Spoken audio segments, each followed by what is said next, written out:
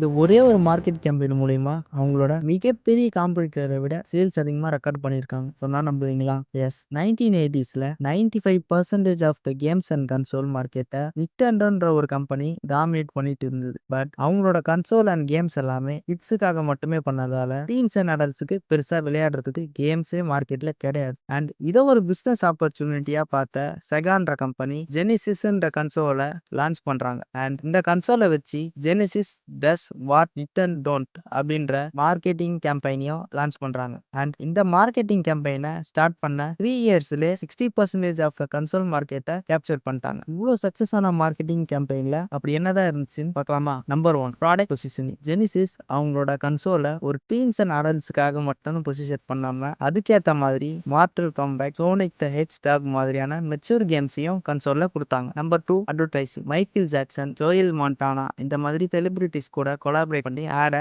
Create பண்ணதால அது world ஃபுல்லா reach ஆச்சு. அண்ட் இந்த மார்க்கெட்ல இது ஒரு ஹியூஜ் டிமாண்டையும் கிரியேட் பண்ணுச்சு. அண்ட் இவ்வளோ நாளா நமக்குலாம் கேமே வராதுன்னு ஏங்கிட்டு இருந்த அடல்ட்ஸ் எல்லாமே செகாக்கு ஒரு ஃபேன் பாய் ஆயிட்டாங்க. இது ஒரு கல்ச்சரல் ரெவல்யூஷனை கிரியேட் பண்ணுச்சு. உங்களுக்கு எந்த கன்சோல் கேம் பிடிக்கும்னு கமெண்ட்ல ஷேர் பண்ணுங்க.